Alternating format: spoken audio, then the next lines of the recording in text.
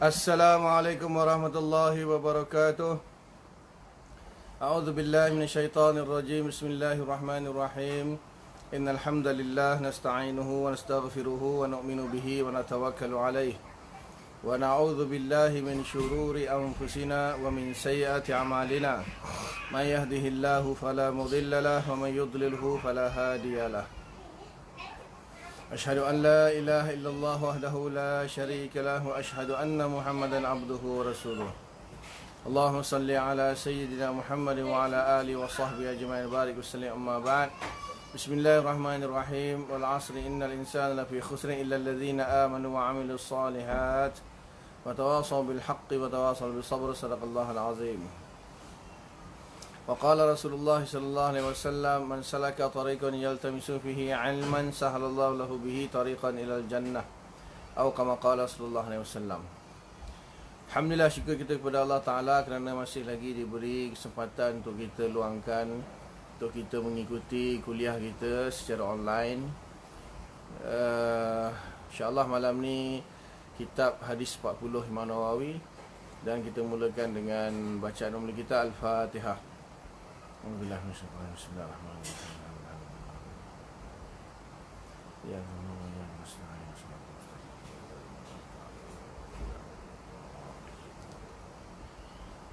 InsyaAllah tajuk kita pada dalam ni hadis Hasan, iaitu hadis yang berhubung atau bersambung sanadnya dan diriwayatkan oleh orang-orang yang adil, sama seperti hadis sahih tetapi kurang dhabitnya, iaitu kurang kekuatan ingatannya, yakni hafazannya, lagi sejahtera dari keganjilan dan kecederaan. Kekurangan satu syarat ini mengurangkan nilai dan martabat hadis dan meletakkan tingkatan hadis hasan. Jadi kita dah pelajari syarat-syarat hadis sahih itu ada 5. Yang pertama, sanad dia mestilah bersambung sampailah kepada Rasulullah sallallahu alaihi wasallam lah. Kemudian yang kedua, setiap perawi yang ada di dalam sanad itu mestilah perawi yang adil, yang jujur, yang dipercayai, yang amanah. Yang ketiga, setiap perawi itu mestilah kuat hafalannya. Maka di sini yang menjadi syarat hadis hasan. Bermakna kalau hafalannya tidak kuat hafalannya, maka dia turun ke martabat dipanggil hadis hasan. Sejauh mana dia punya kurang hafalan dia tu? Adakah memang kurang sangatlah? Tidak di sini. Di sini tidaklah dikatakan hafalan dia terlalu lemah. Kalau terlalu lemah dia jadi dhaif. Jadi hafalan dia boleh kata kalaulah hadis sahih tu kita kata 100% sampai 80%. Sehingga 80% hingga 100% itu dihafal boleh. Kalau contoh sebab dia khilaf, dia ada khilaf di kalangan ulama menentukan kekuatan hafalan seseorang tu macam mana.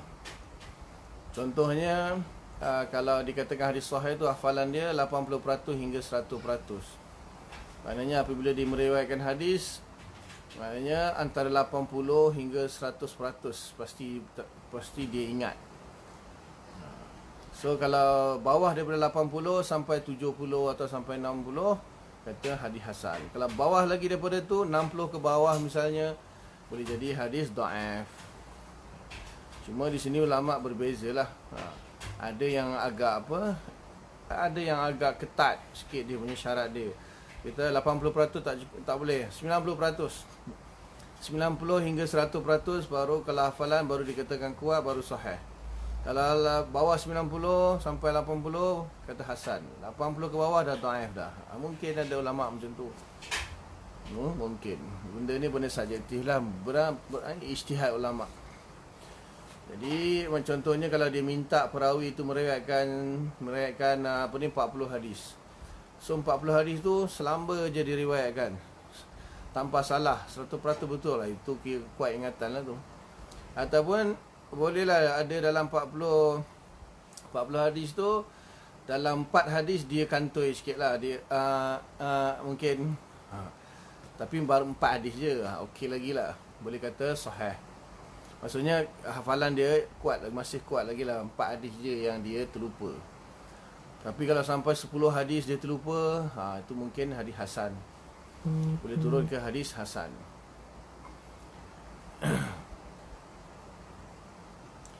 Dan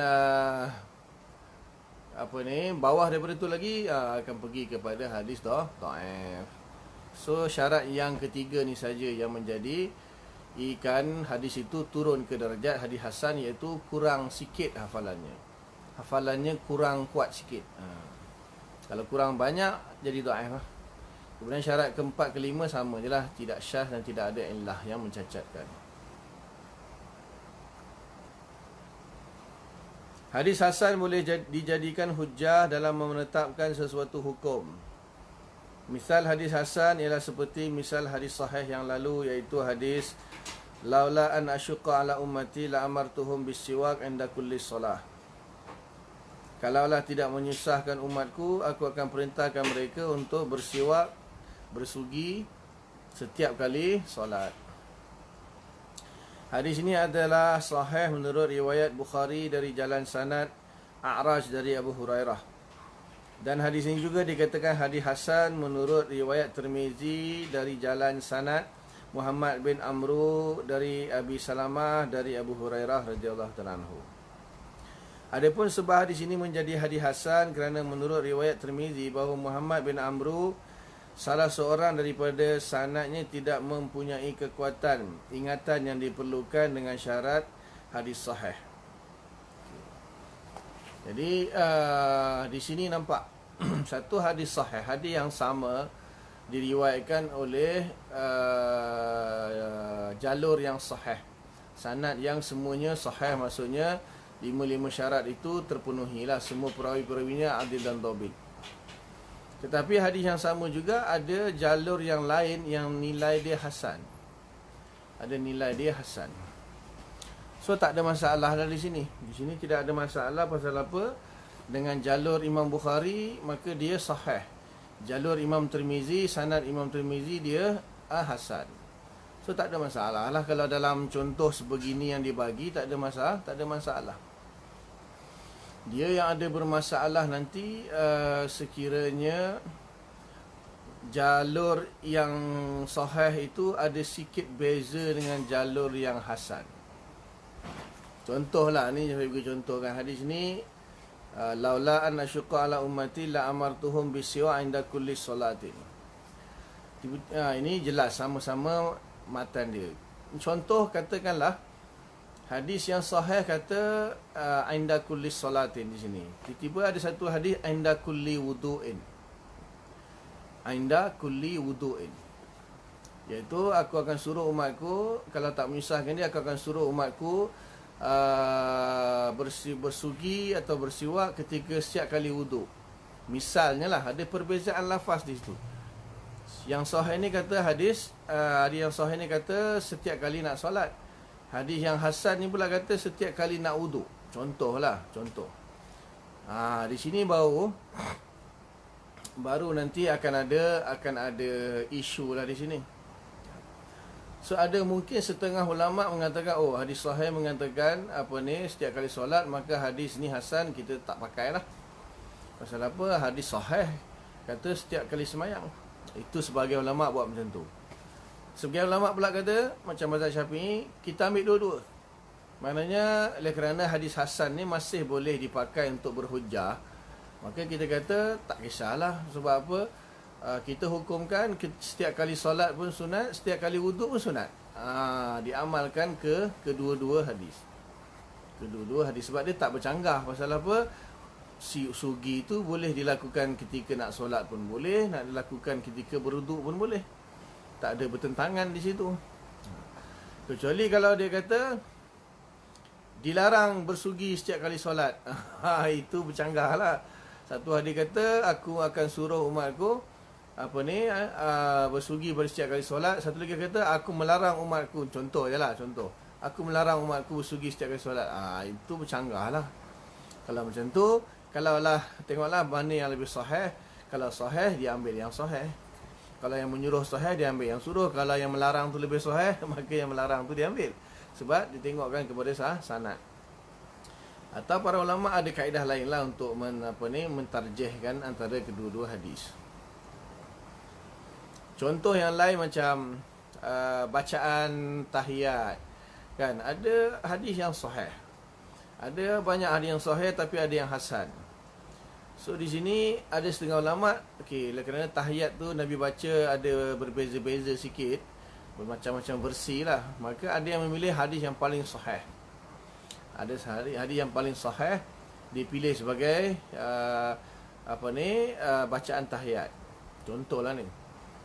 Kemudian ada mazhab lain pula, oleh kerana hadis itu sudah diambil oleh mazhab yang lain, kan, maka mazhab dia ambil bacaan tahiyat tapi status hadis itu hasan. Maknanya dia bukan tak nak ambil yang tu. Maknanya kalaulah dia ambil juga yang yang sahih tadi, maka hadis yang hasan ni siapa nak ambil? Siapa nak beramal dengan hadis? Sebab hasan ni, hasan masih boleh diamalkan, bahkan wajib diamalkan menurut sebagian ulama lah. Jadi dia kerana dah ada mazhab lain yang dah ambil hadis sahih tersebut, maka dia ambil hadis yang hasan ini sebagai amalan bacaan tasyahud untuk mazhab dia. Contohlah, contoh. Kalau benda tu boleh ditatbikkan ataupun dipanggil istilah tatbik, tu maksudnya kalau digabungkan kedua-duanya diambil. Kalau perlu dipilih salah satu, ada setengah ulama mungkin pilih yang lebih sahih sanad dia. Ada ulama kata oleh kerana dah ada orang pilih yang sahih, aku pilihlah yang hasan.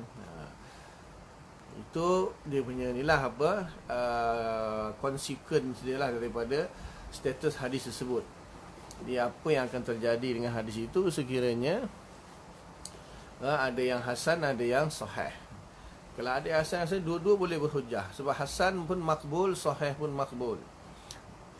Lebih-lebih lagi lah sahih, makbul. Makbul maksudnya diterima untuk berhujah. Kecuali kalau da'if. Kalau da'if tu untuk hukum tak boleh lah. Da'if ni untuk hukum, maka ditolak. Kalau ada hadis yang sahih, dia ambil hadis yang sahih.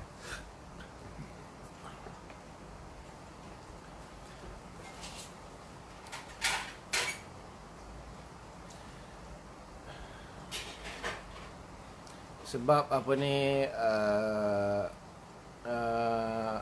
ada orang mungkin dia tanya, kan, kalaulah hadis hasan pun kita boleh ambil jadi sebagai dalil, sebagai hujah, so kenapa dilabelkan sebagai hadis hasan? Tak perlulah labelkan hadis hasan, labelkan sahih jugalah, kan? Sebab apa? Sama je, dua-dua mesti boleh diambil jadikan hujah, boleh diambil dijadikan dalil. So kenapa nak kena labelkan hasan pula? So kita kata tak, kadang-kadang terpaksa dipilih. Kadang-kadang terpaksa dipilih. Kalau hadis itu agak berbeza, agak berlawanan sikit, maka di situ tak boleh kita nak gabungkan hadis tu, sebab dia macam agak berlawanan sikit. So di situlah sebagian ulama mengambil hadis yang sahih dan meninggalkan hadis yang hasan. Tapi kalau boleh digabungkan kedua-duanya, diamalkan kedua-duanya, bolehlah. Tapi kalau dah tak boleh nak gabungkan, terpaksalah pilih yang sahih lah. Sebab tu ada status hadis hasan. Sebab tak semestinya dia punya sanad sama.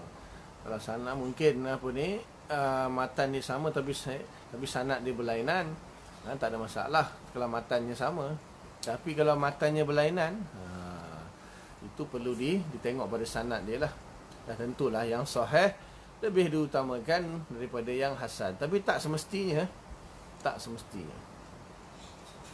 Boleh jadi hadis hasan yang diambil, ditinggalkan hadis sahih itu dengan sebab-sebab tertentu. Itu bab usul fiqh lah. Itu bab dalam usul fiqh.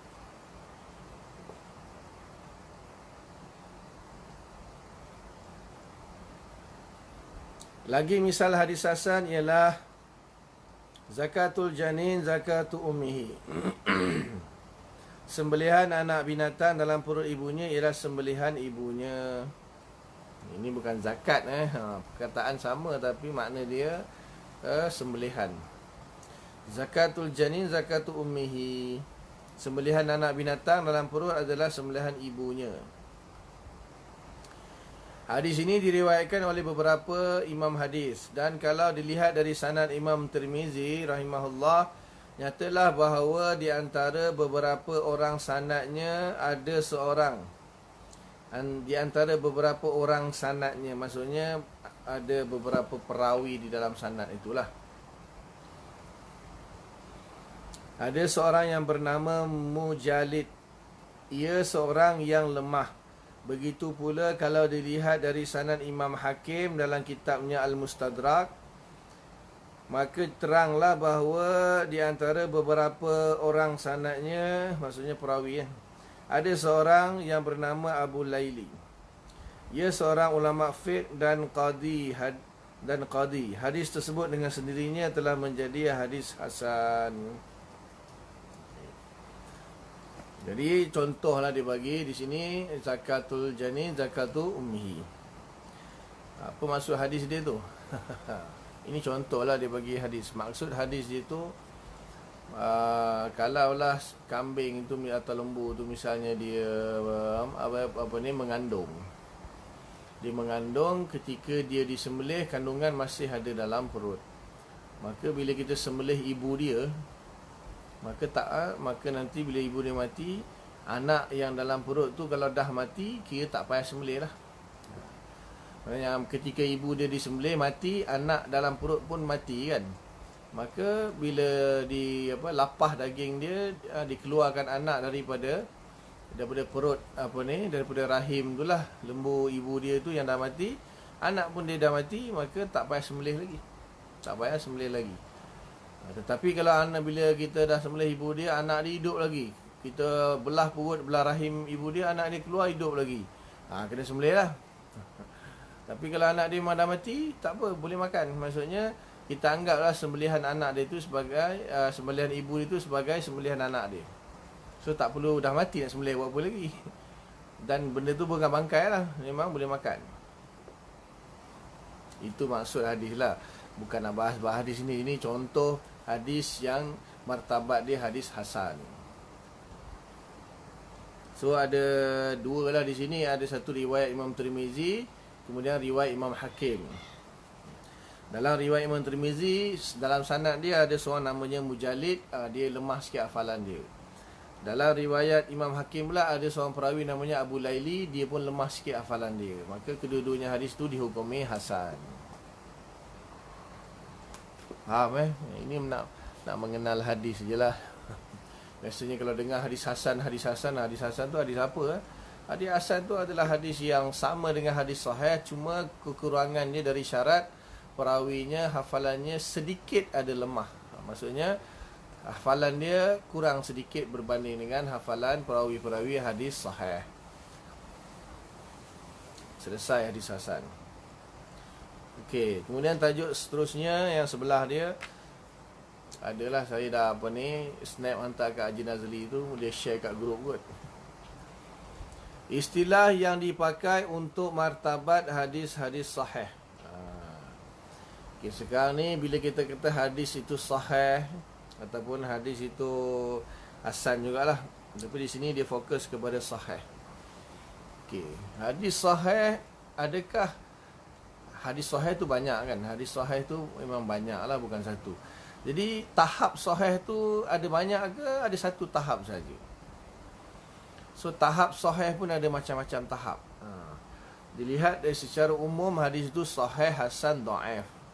Yang palsu ni tak kira hadis. Dapat namanya palsu, tak masuk lah dalam kategori hadis. Dipanggil hadis pun bukannya hadis lah pun. Sebenarnya kalau palsu tu kita tak masuk lah. 3 je, sama ada sahih, hasan dan dhaif, lemah. So setiap 3 ni kita kata ada kategori dia tersendiri. Maksudnya sahih pun ada tingkatan-tingkatan dia. Sahih pun ada tingkatan-tingkatan dia. Ini dibahaslah di sini. Menurut yang diistilahkan dalam ilmu ini, bahawa apabila satu hadis yang diriwayatkan oleh Imam Bukhari dan Imam Muslim rahimahumullah dengan sanad mereka masing-masing, maka dinamakan hadis tersebut riwayat Bukhari dan Muslim.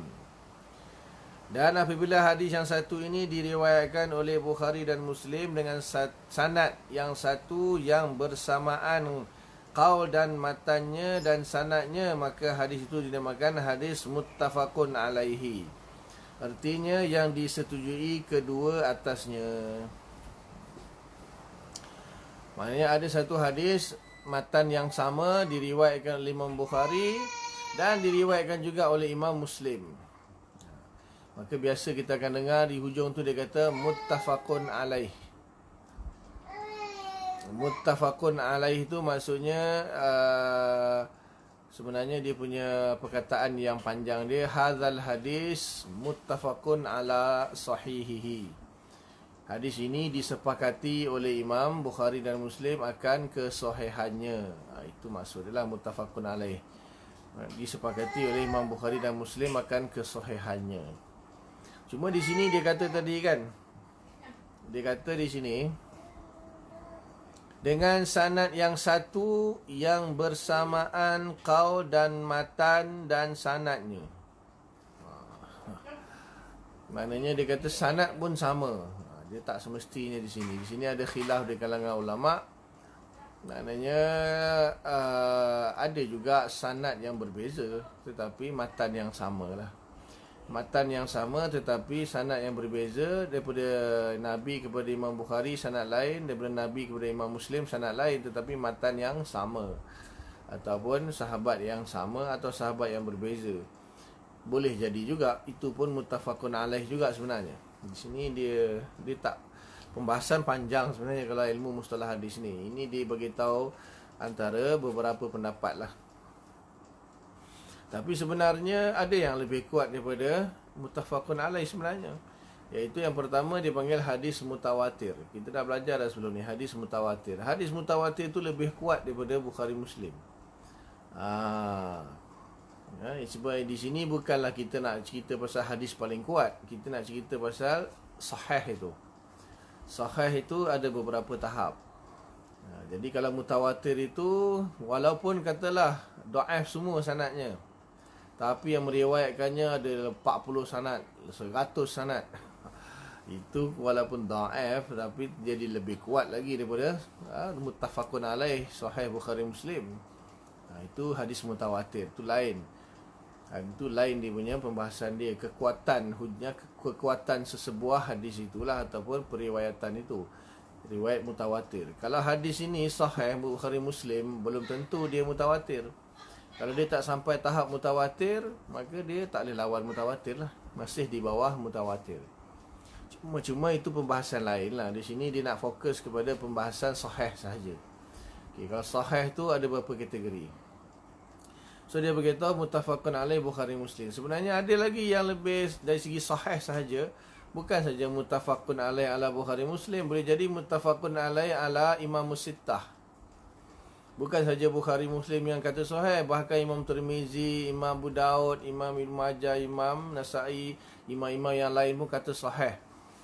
Itu lagi kuat sebenarnya daripada Bukhari Muslim. Yalah, berbandingkan dengan Bukhari Muslim saja kan, dah tentulah. Kalau lebih ramai, lebih yang kata sahih, lebih kuat. Dan ada juga yang benda tu walaupun tak sampai tahap mutawatir lah, cuma dianggap sahih oleh beberapa imam yang lain lagi, dah tentu lebih sahih lagi. Ini kalau Bukhari Muslim saja kata sahih kan, dia banding dengan Bukhari Muslim, Imam Tirmizi, Abu Daud, 4 orang imam kata sahih dengan 2 orang imam kata sahih, dah tentulah 4 orang lebih kuat lagi. Faham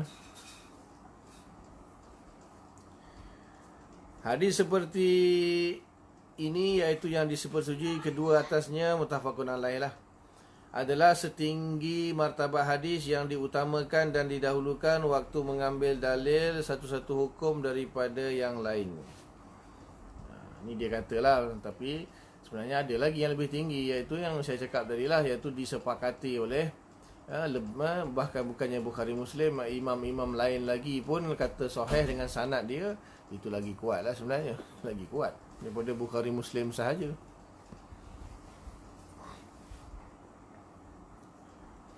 Ulama hadis telah membahagikan hadis sahih kepada 7 bahagian. Yang pertama, hadis sahih yang disetujui keduanya, iaitu keduanya meriwayatkan dengan sanad yang satu. Ini yang dinamakan muttafaqun alaih. Ini apa yang dalam kitab ni sahajalah. Kalau kitab, saya ada satu rak kitab mustalah hadis tu, dia lagi panjang pembahasan dia. Sebenarnya ada lagi yang lebih sahih daripada Bukhari Muslim. Maksudnya Bukhari Muslim dan beberapa ulama yang lain lagi yang sepakat akan kesahihannya, itu lagilah kuat daripada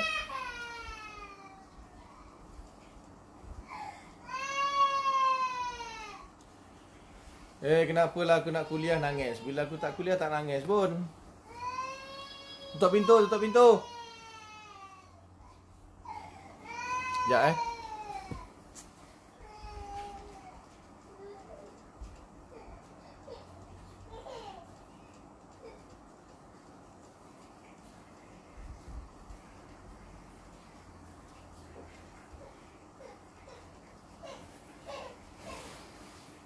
Mohon maaf lah, biasalah buat kat rumah ada gangguan.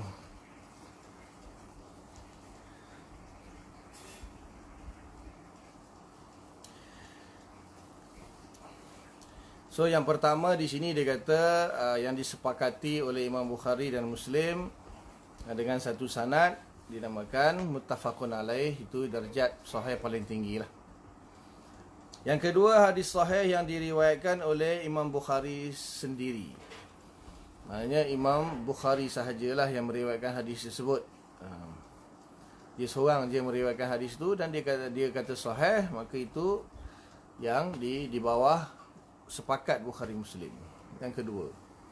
Yang ketiga, hadis sahih yang diriwayatkan oleh Muslim sendiri. Maknanya tahap yang ketiga tu hadis yang diriwayatkan oleh Imam Muslim sahaja. Maknanya Imam Bukhari tak meriwayatkan hadis itu ataupun tak mensahihkan hadis itu, Imam Muslim sahaja.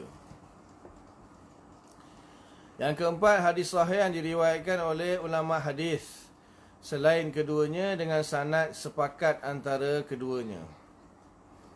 Ini yang dinamakan ala syartil muttafaq, menurut syarat yang dipersetujui oleh kedua-duanya. Waalaikumsalam warahmatullahi.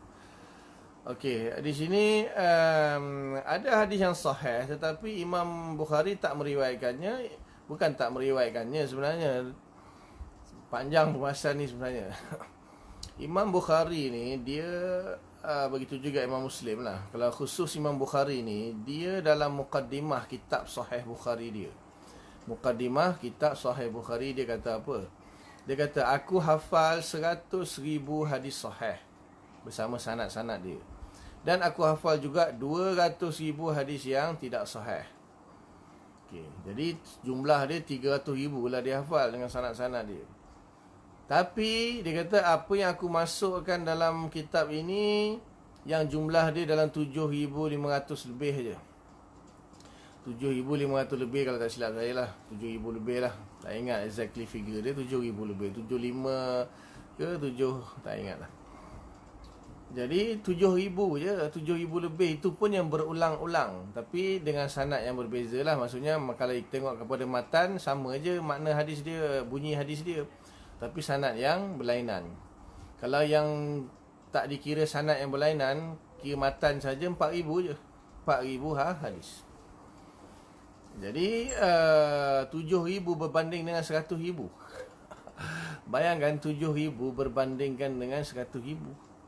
So 90,000 lebih lagi, 92,000, 93,000 lagi mana pergi? Kan?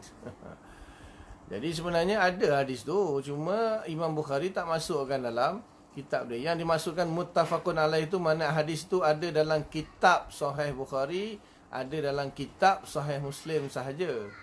Yang tak ada dalam kitab Bukhari, tak ada dalam kitab Muslim, ada kat mana? Ada dalam kepala otak dia. Ada dalam otak dia, dalam hafalan dia. Cuma Imam Bukhari adalah kitab-kitab lain.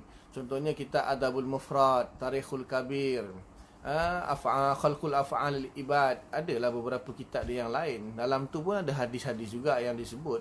Tapi bercampur lah di situ. Ada yang sahih, ada yang tak sahih. Sebab kan 200,000 yang dihafal tak sahih tu, maksudnya da'if lah. Tapi taklah da'if, maksudnya taklah semua 200,000 tu da'if sampai tak boleh pakai. Dalam Adabul Mufrad, ada kitab Adabul Mufrad Imam Bukhari, banyak hadis da'if tetapi yang boleh dipakai. Jadi yang dimasukkan dalam kitab Sahih Bukhari sahaja dan juga Imam Muslim masukkan dalam kitab Sahih Muslim saja, itu yang dikatakan muttafaqun alaih. So kalau ada hadis-hadis yang lain yang mana sebenarnya kalau kita kaji sanad dia sama je macam sanad Imam Bukhari dan Muslim. Dalam kitab Sahih Bukhari Muslim, cuma hadis tu dia tak riwayatkan, dia tak masukkanlah dalam kitab tu. Ulama lain yang meriwayatkan dalam kitab dia, contohnya Imam Tirmizi ke, Imam Abu Daud ke, Imam Nasa'i ke, Ibnu Majah ke, ataupun imam-imam yang lain lah, Ibnu Khuzaimah ke, Darul Qutni ke, Baihaqi ke, siapa-siapalah yang lain, imam-imam yang lain, ada hadis dalam kitab mereka yang sanadnya lebih kurang sama macam sanad Imam Bukhari Muslim, cuma hadis tu Imam Bukhari Muslim tak masuk dalam kitab sahih mereka.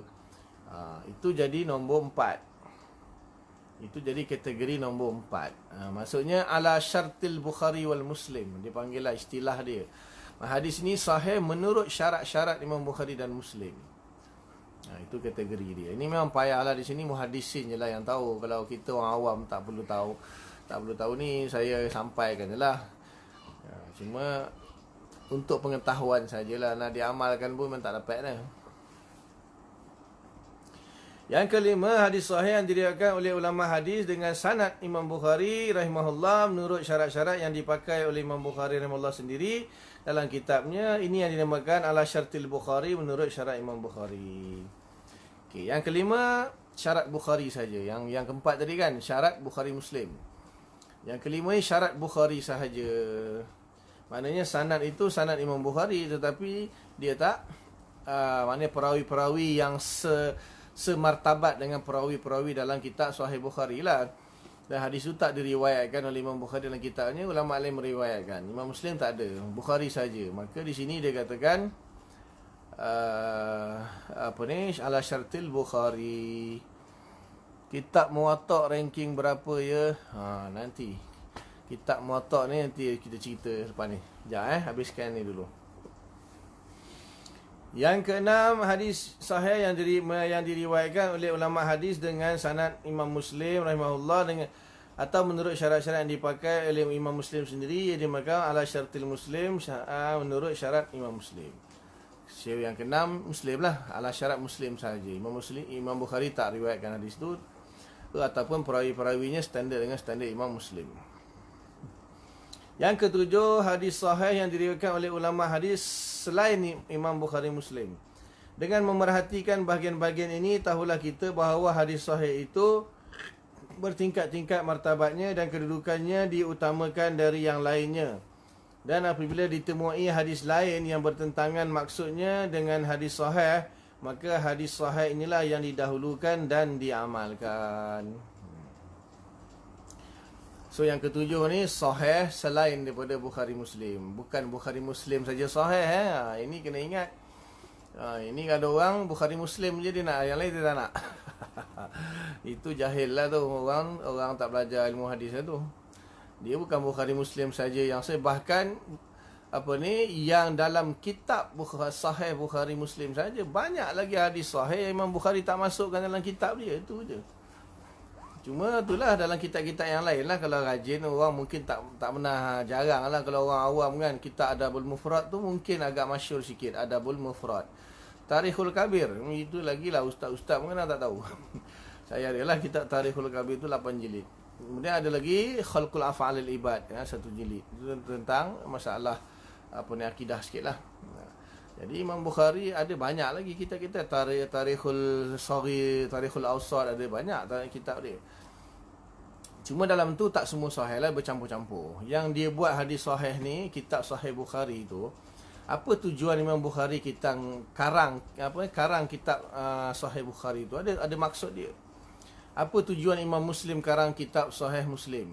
Apa tujuan Imam Tirmizi karang Jami' Tirmizi? Apa tujuan Imam Abu Daud mengarang kitab Sunan Abu Daud? Begitu juga Imam Nasa'i, Imam Ibnu Majah. Itu ada sebab-sebab dia. Kami alhamdulillah lah di madrasah kami ni mempelajari Kutubus Sittah plus Muwatta Imam Malik tu. 7 kitab kami belajar tiap-tiap tahun pada tahun akhir.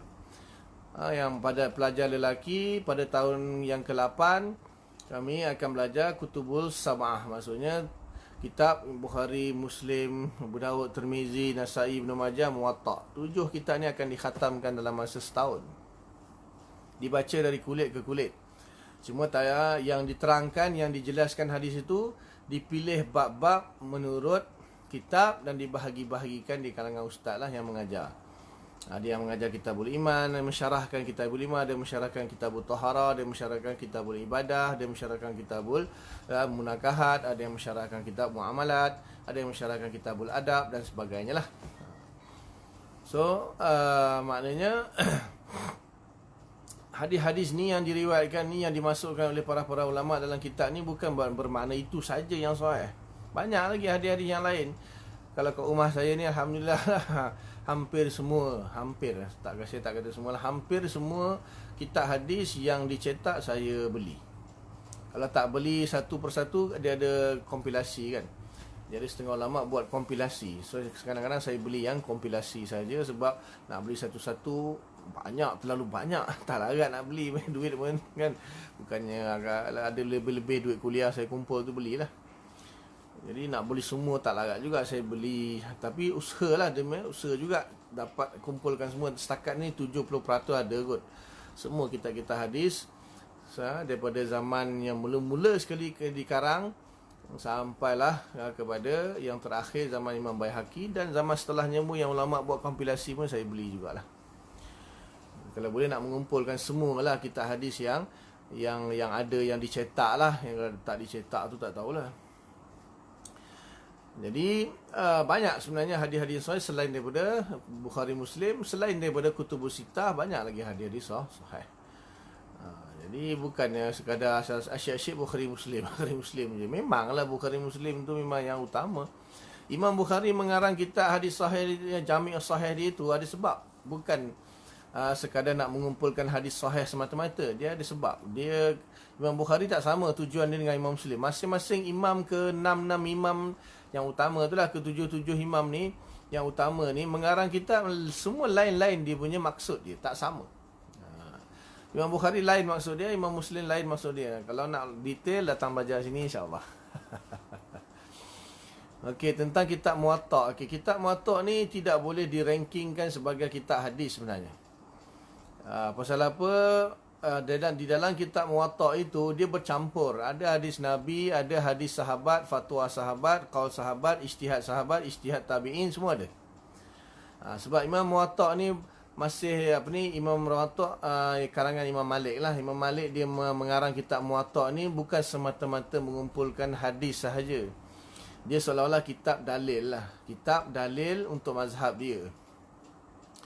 Jadi daripada dalam kitab Muwatta tu bukan hadis Nabi saja. Hadis Nabi ada dan juga campur dengan fatwa-fatwa sahabat, qaul-qaul sahabat, atau dipanggil hadis mauquf lah. Dipanggil hadis mauquf, iaitu hadis yang diriwayatkan oleh sahabat, bukan Nabi. Kemudian hadis qaul-qaul tabi'in pun ada, dipanggil hadis maqtu'. Kalau hadis riwayat tabi'in dipanggil hadis maqtu'. Maksudnya memang bukan Nabi cakap. Kalau Nabi cakap tapi hadis tu hadis mauquf, maka kita kata mauquf bi hukmil marfu'.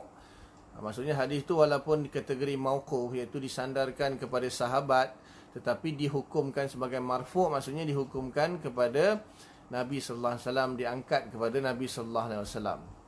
So dalam kitab Muwatta ni dia bercampur. So tak boleh kita nak bandingkan dengan kitab Bukhari, Muslim, sebab Bukhari, Muslim, Abu Dawud, Tirmizi ni semua hadis Nabi sahaja. Dan dia orang ni, imam-imam Bukhari, Muslim, Abu Dawud, Tirmizi semua ni, ini generasi yang keempat. Generasi yang keempat di dalam pengarangan atau pengumpulan atau pentadwinan penulisan hadis. Imam Malik generasi kedua, awal lagi. Yang paling awal tu adalah Imam Zuhri dengan Urwah. Imam Zuhri dengan Hisham bin Urwah, itu antara dua yang masyhur lah, peringkat awal sekali. Itu lagilah bercampur semua. Masuk zaman generasi kedua Imam Malik, kemudian yang zaman kedua ni yang masyhur Imam Malik saja. Ada yang lain-lain tapi tak dapat dikesanlah kitab dia orang tu, seperti Musnad Ibnu Juraij, kemudian Imam Sufyan Thauri. Dia orang punya kitab hadis tu tak setakat ni saya tak pernah tengok lagi lah di kedai atau dalam senarai-senarai kitab-kitab hadis, tak pernah sebut lagi. Memang tak dicetak pun. Masuk generasi ketiga, perkembangan yang ketiga, zaman Imam Ahmad bin Hanbal, Musnad Ahmad itu. Jadi Musnad Syafi'i, Musnad Ahmad. Ya, tapi Musnad Syafi'i itu bukan Imam Syafi'i karang, ulama Syafi'i yang lain yang mengarangkan kitab Musnad Syafi'i itu. Tapi yang terkenal peringkat ketiga Musnad Ahmad. Musnad Ahmad, Imam Ahmad bin Hanbal punya kitab itu banyak, hadis dia banyak, 27,000. Masuk pusingan yang keempat, baru masuk mengkelaskan semua hadis Nabi sahaja. So sebab tu kita tak boleh nak letak ranking Muwatta' tu. Sebab dia kategori lain. Dia kitab hadis yang bercampur dengan hadis-hadis sahabat dan tabi'in, ataupun pendapat-pendapat atau kaul-kaul sahabat dan tabi'in. So tak boleh nak kita bandingkan antara Bukhari Muslim lah, sebab Bukhari Muslim semuanya hadis Nabi, sedangkan Muwatta' itu bercampur-campur. Kerana Muwatta' tidak cukup info untuk klasifikasi status sanad dan matan. Bukan. Sebab tu saya kata ulama mengarang kitab ada tujuan dia. Ulama mengarang kitab ada tujuan dia. So Imam Malik punya tujuan, dia mengarang kitab Muwatta' tu untuk dalil-dalil mazhab dia. So ada masalah yang tidak ada hadis Nabi. Tak semua hadis Nabi itu maknanya menjadi dalil kepada kejadian-kejadian yang berlaku pada zaman, ataupun mungkin tak sampailah kepada Imam Malik mungkin. Tetapi Imam Malik ada pendapat-pendapat sahabat yang dia ada riwayat lah, ada riwayat daripada pendapat sahabat, pendapat tabi'in yang lain, dia masukkan ke dalam kitab Muwatta' itu. Itu yang jadi kitab Muwatta' ni bukan pure kitab hadis lah, dia bercampur-campur. Kalau kita anggap kaul sahabat tu hadis juga, kategori hadis mauquf misalnya, ataupun kaul tabi'in tu kategori hadis maqtu', maka bolehlah kita hadis, tetapi bukan hadis Nabi dah semata-mata. Kalau Imam Bukhari Muslim ni semata-mata hadis Nabi, tak ada kaul sahabat, tak ada. Semua mana dia dah tapis dah. Kitab yang dikarang oleh Bukhari Muslim ni memang untuk hadis Nabi sahaja. Yang dia pilih lah untuk dijadikan dalil juga. Imam Bukhari mengarang tu untuk jadi dalil pada ijtihad dia. Kalau Imam Muslim tidak, Imam Muslim lain. Imam Muslim memang semua hadis-hadis yang berkaitan dengan bab yang menurut syarat dia, maka dia masukkan semua hadis. Itu Imam Muslim lain lagi, dia punya tujuan dia tak kira, dia bukan nak pilih dalil. Tapi Imam Bukhari memang dipilih dalil. Dia bagi tajuk, kemudian itulah ijtihad dia, kemudian dia cari hadis yang menjadi dalil kepada ijtihad dia yang merupakan tajuk bab dia tu. Jadi kitab Muwatta' lain lagi, dia campur. Sebab tu tak boleh nak bandingkan. Sebab Imam Syafi'i kata, masa zaman Imam Syafi'i lah, dia belajar kitab Muwatta' tu dengan Imam Malik. Dia kata apa? Tidak ada kitab selepas Al-Quran yang lebih sahih daripada kitab Muwatta'. Tidak ada kitab yang lebih sahih daripada Al-Quran selepas kitab Muwatta'. Tetapi bila zaman itu Imam Bukhari tak lahir lagi. So, bila masuk zaman Imam Bukhari, orang kata okey, setelah Quran yang lebih sahih adalah kitab Bukhari. Dari sudut apa? Dari sudut hadis Nabi sahaja. Maka kalau dari sudut hadis Nabi sahaja, maka kitab Bukhari lah yang lebih sahih selepas Quran. Tapi kalau dilihat secara umum, sebelum kedatangan Imam Bukhari, kitab Muwatta' itulah yang paling sahih selepas Quran, sebelum kedatangan Imam Bukhari. Kalau nak dibandingkan misalnya antara kitab Bukhari dengan kitab Muwatta', mana yang pertama sekali kena buang dulu kaul-kaul sahabat dan kaul-kaul tabi'in itu, semata-mata ambil hadis Nabi sahaja, baru boleh dibandingkan dengan kitab Bukhari. Cuma masalahnya hadis Nabi, jumlah hadis Nabi yang ada dalam kitab Muwatta' nak dibandingkan jumlah hadis Nabi yang ada dalam Bukhari, dah lebih banyak lagi hadis Nabi yang ada dalam Sahih Bukhari. Kalau kita bandingkan secara keseluruhan, akan menjadi hasil dia lain. Atau kita banding dengan satu-satu hadis, nanti lain lagi. Sebab apa? Imam Malik lebih dekat dengan zaman Nabi daripada Imam Bukhari. Imam Malik 3 sanad je sampai Nabi. Dia hadis riwayat daripada Nafi' daripada Ibnu Umar daripada Nabi. Itu lagi kuat, lagi sahih. Dia panggil hadis Ali, dia panggil. Hadis yang sanad dia pendek. Sanad dia tak banyak orang. Imam Malik, Nafi', tabi'in, kemudian Ibnu Umar, sahabat, kemudian hadis daripada Nabi. 3 orang je sampai kat Nabi dah. Imam Bukhari 7-8 orang. Ada jugalah Imam Bukhari yang sangat sanad dia pendek pun ada. Tetapi kebanyakannya sanad Imam Bukhari ialah sebab tahun ketika Imam Malik wafat, Imam Bukhari lahir pun belum lagi. Imam Bukhari lahir, Imam Malik meninggal 179. Imam Bukhari lahir 194. Lebih kurang 15 tahun. 15 tahun selepas Imam Malik meninggal baru Imam Bukhari lahir tu. Lahir, dia keluar mencari hadis ketika umur dia 16 tahun. Lebih kurang 30 tahun lah lepas Imam Malik meninggal baru Imam Bukhari cari hadis. Dari sudut tu Imam Malik lebih tinggi dari sudut tu lah. Dia kena tengok daripada pelbagai sudut. Tak boleh kita nak banding-banding kan. Kita kena tengok, kita ambil satu persatu hadis itu, baru kita boleh nilai. Secara keseluruhan tak boleh. Sebab apa? Secara keseluruhan kitab Muwatta tu bercampur-campur dengan hadis Nabi, hadis sahabat dan qaul tabi'in. Kalau hadis Sahih Bukhari, dia memang hadis Nabi semata-mata. Faham Cuma sini saya nak sentuh sikit. Okey, kenapa Bukhari lebih sahih daripada Muslim? Kenapa Imam Bukhari lebih sahih daripada Muslim lah? Sebab yang pertama, Imam Bukhari dia ada satu syarat yang dinamakan oleh para ulama, iaitu subutul liqa. Dia panggil subutul liqa. Maksudnya sabit pertemuan di antara para perawi hadis yang meriwayatkan hadis dalam sanad tersebut. Sabit bermakna memang ada saksi di sini. Perlu ada saksi yang menjadi saksi mengatakan bahawa memang benar-benar perawi itu dia mendengar hadis itu daripada perawi yang di atasnya. Perawi yang di atas tu memang benar-benar mendengar daripada yang atasnya lagi sampai. Semuanya perlu ada saksi, ada bukti. Perlu ada saksi dan bukti. Perlu sabit liqa. Liqa tu bertemu lah. Liqa tu pertemuan. Jadi subutul liqa maknanya pertemuan antara dua perawi itu memang sabit, ada saksi, ada bukti. Tapi Imam Muslim dia ringan sikit. Bahkan Imam Muslim ni boleh dikatakan jumhur punya cara, jumhur punya metodologi. Maksudnya tak perlu sampai ada bukti saksi yang menunjukkan para dua perawi itu bertemu dan mendengar hadis. Cukup dengan sangkaan yang kuat saja. Maka dia panggil imkanul liqa. Imkanul liqa maksudnya ada kemungkinan mereka itu bertemu dan meriwayatkan hadis, maka dianggap hadis itu muttasil dan sahih, bersambung dan sahih, memang didengar. Tapi dengan syarat. Tapi dengan syarat iaitu yang pertama, mestilah antara dua perawi tadi yang saling meriwayatkan itu hidup sezaman. Maksudnya dia meriwayatkan perawi A, meriwayatkan perawi B, maka pernah hidup sezaman lah. Maknanya tak boleh lah kalau perawi B dah mati tapi perawi A baru lahir. Itu kan tak mustahil lah, tak sezaman lah tu. Dia mesti yang pertama syarat dia sezaman.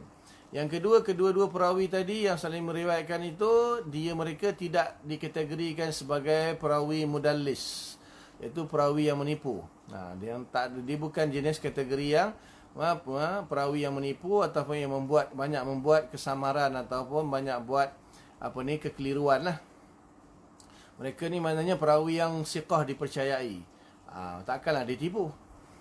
Kemudian yang ketiga, tidak ada bukti yang menafikan periwayatan mereka. Tadi Imam Bukhari kata ada bukti yang menunjukkan mereka ni saling meriwayatkan hadis kan. Imam Bukhari kata tak perlu ada bukti tu, yang penting tak ada bukti atau saksi yang menafikan mereka tu meriwayatkan hadis. Bila orang tak nafikan, maknanya sezaman dan mereka ni bukan orang yang jujur. Maknanya mestilah biasanya kan dalam musim haji. Biasanya ulama-ulama pada musim haji mereka berkumpul di situ, mereka akan saling meriwayatkan hadis. Kemudian contohlah yang menafikan contoh kalau yang menafikan perawi yang meriwayatkan perawi A tadi meriwayatkan hadis daripada perawi B. Cuma ada orang kata perawi A ni duduk di Baghdad, perawi B ni duduk di Madinah. Tetapi perawi A orang dia tak pernah pergi Madinah pun, tak pernah pergi Madinah, dan kemudian mereka tak pernah dilihat ketika musim haji, mereka sama-sama ketika tahun haji itu mereka ada bersama, tak pernah dilihat. Itu tak boleh lah. Maknanya seolah-olah tak pernah bertemu lah. Itu tak boleh lah. Maksudnya ada bukti yang menunjukkan mereka tak pernah bertemu. Itu syarat itu tertolak lah kalau ada syarat tu. So Imam Muslim diletakkan 3 syarat. Tak semestinya mesti ada saksi yang menunjukkan mereka itu bertemu. Sebaliknya tidak ada saksi yang menafikan periwayatan hadis mereka. Cukup. Jadi dipanggil di situ imkanul liqa. Maknanya ada kemungkinan, ada kebarangkalian besar dia memang meriwayatkan hadis itu, ada kebarangkalian besar. Walaupun tak ada saksi yang kata memang betul-betul dia meriwayatkan daripada orang tersebut. Okay. Maka di situ dipanggil imkanul liqa. Jadi sebab itulah Imam Bukhari, kerana syarat dia lebih ketat daripada Imam Muslim, mesti subutul liqa. Maksudnya pertemuan antara dua perawi itu mesti bertemu, ada saksi, ada bukti, baru dia diterima oleh Imam Bukhari. Sebab tu dia dianggap lebih sahih daripada Muslim. Boleh Ini sangat sekadar kita nak tahu maklumat-maklumat, pengetahuan tambahan je lah. Lepas kita tahu ni pun kita kan boleh buat apa pun. Bukan boleh lepas ni kita nak ambil hadis terus keluarkan hukum ijtihad macam mujtahid. tak boleh. Sekadar nak tahu je kisah-kisah tentang hadis ni. Mana ilmu-ilmu yang berkaitan dengan hadis, pembahasan-pembahasan yang berkaitan dengan ilmu hadis. Itu sajalah, sekadar menambah pengetahuan. Adapun hukum kita ni kan yang wajib kita laksanakan perintah Allah, menjauhi larangan Allah, yang mana hukumnya telah pun sabit, telah pun selesai. So kalau kita menguasai semua ilmu hadis pun, kita pun tak boleh buat apa pun. Ulama-ulama yang sebelum ni pun yang menguasai semua ilmu hadis, ilmu mustalah hadis, ilmu semualah, dia pun tak boleh buat apa pun. Dia nak ijtihad pun tak laku. Maknanya orang tak terima pun. Bukan tak terima, maknanya dah mazhab fiqh misalnya kan, dah selesai. So ada orang cuba-cuba dia nak buat baru kan. Tentulah adalah pengikut-pengikut sikit kan, macam Albani apa semua, Wahabi, adalah sikit-sikit pengikut. Tapi tak laku tengah mana lah. Lepas tu senyap lah.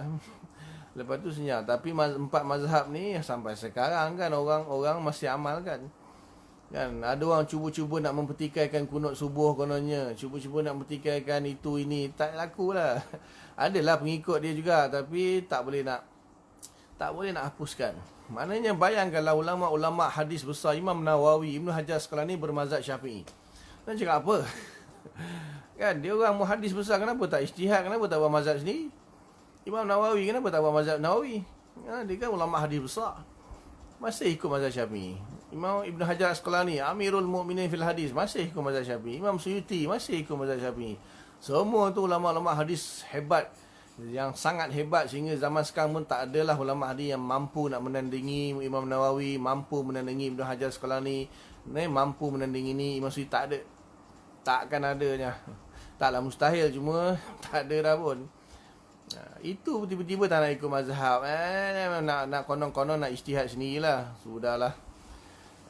Ni bukan nak cakap apalah. Ada orang macam, ada orang awam terpengaruh. Itu kesian, orang awam terpengaruh. Imam Bukhari mujtahid. Imam Bukhari dia mujtahid, dia berijtihad. Sebab apa? Ketika dia ijtihad itu, mazhab Syafi'i baru nak berkembang. Mazhab Syafi'i baru nak berkembang di Mesir. Imam Bukhari dia di Khurasan, di Bukhara sana. Kemudian dia pergi ke Baghdad. Jadi tak tahulah dia sampai ke Mesir ke tidak kan. Dia belajar, dia dengar cerita, dia belajar fiqh sekejap dengan anak murid Imam Syafi'i, iaitu Imam Imam Buaiti. Wallahu taala alam, saya tak ingat sangat. Dia pernah belajar fiqh dengan salah seorang murid Imam Syafi'i. Jadi Imam Ahmad bin Hanbal anak murid Imam Syafi'i. Imam Bukhari ni anak murid Imam Ahmad bin Hanbal. Jadi dari sudut fiqh dah tentulah mesti ada dia menyampaikan ilmu fiqh di situ. Takkanlah Imam Ahmad tak cerita pun tentang Imam Syafi'i. Cuma dia tak secara menyeluruh tu tak mungkin, takut dia belajar sepenuhnya mazhab Syafi'i tu, tak ada. Sebab apa? Mazhab Syafi'i pun ketika itu baru nak berkembang. Imam Syafi'i baru meninggal. Imam Bukhari, ketika Imam Syafi'i meninggal tahun 204, Imam Bukhari umur 10 tahun. Lepas tu dia keluar mencari hadis, umur dia 16 tahun. Jadi mazhab Syafi'i pun baru tengah nak berkembang lah. Baru tengah nak, masa zaman tu mazhab berlambak-lambak. Jadi Imam Bukhari ni sebenarnya dia mujtahid. Jadi dia berijtihad. Cuma boleh kata 70% ijtihad Imam Bukhari sama dengan mazhab Syafi'i. Boleh katalah 70% ijtihad Imam Bukhari sama macam mazhab Syafi'i. So kita tak kata pun dia mazhab Syafi'i. Dia tak ada mazhab lah, dia mujtahid. Apa itu mazhab? Mazhab ni bila ada berkembangnya pendapat ulama tu, ada pengikut dia, adalah. Kalau nak cerita pasal mazhab ni panjang. Maknanya seperti mazhab Syafi'i, mana ada penerus-penerus dia, ada kitab-kitab yang menghasilkan hukum dia. Imam Bukhari kitab fiqah pun tak ada. Orang kata tajuk bab dia tu itulah fiqah Imam Bukhari. So mana kesinambungan dia? Mana anak murid dia yang mengumpulkan usul-usul dia, yang menghasilkan kitab-kitab dia, yang menisbahkan dirinya kepada mazhab Bukhari? Mana? Tak ada. Sepanjang zaman sejarah tak ada. Tiba-tiba zaman sekarang ni mengaku mazhab Bukhari. Lawak betul. Sekarang perasan kata ikut mazhab Bukhari. Kenapa dah 1000 tahun tak ada ulama pun aku mazhab Bukhari, aku mazhab Bukhari? Tak ada. Ulama hadis, anak murid Imam Bukhari sendiri pun tak kata aku mazhab Bukhari. Imam Muslim anak murid dia, Imam Tirmizi anak murid dia pun tak kata aku ni mazhab Bukhari, fiqh ikut mazhab Bukhari. Tak ada pun kata. Tiba-tiba zaman sekarang ni, oh mazhab Bukhari, aku ikut mazhab Bukhari. Lawak lah orang zaman sekarang ni dah tak tahu, dah mereng sikit. Dia dah tak faham orang yang keberkatan ilmu tu kan. Tak sampai kot kat dia, wallahu taala alam. Mulalah mereka-reka macam-macam, merepek macam-macam. Baca sejarah lah, ribu-ribu, puluh-puluh ribu ulama hadis, ulama macam-macam ikut mazhab Syafi'i, ikut mazhab Maliki, ikut mazhab Hanbali, ikut mazhab Hanafi. Tiba-tiba sekarang tak nak ikut mazhab Bukhari pula. Tak ke pelik? Betul? Wallahu ta'ala alam. Cukup kot rasanya. InsyaAllah nanti hadis yang seterusnya, hadis Hasan Sahih dengan hadis Da'if insyaAllah. Wallahu ta'ala, setakat tu dulu apa yang baik daripada Allah Ta'ala. Apa yang tak baik kelemahan saya lah, minta ampun kepada Allah, minta maaf kepada semua. Mudah-mudahan Allah bagi taufik, kita faham dan sampaikan, dan kita tangguh dengan kafarah majlis. Subhanallah bihamdika, nasyhadu an la ilaha illa anta, nastaghfiruka wa natubu ilaik. Subhana rabbika rabbil izzati amma yasifun. Wassalamun alal mursalin walhamdulillahi rabbil alamin. Assalamualaikum warahmatullahi wabarakatuh.